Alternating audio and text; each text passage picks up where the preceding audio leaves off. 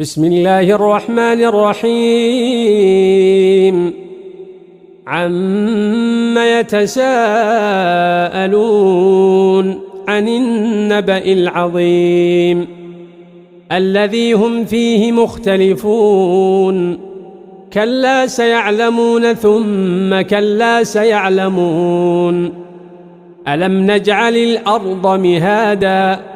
والجبال أوتادا وخلقناكم أزواجا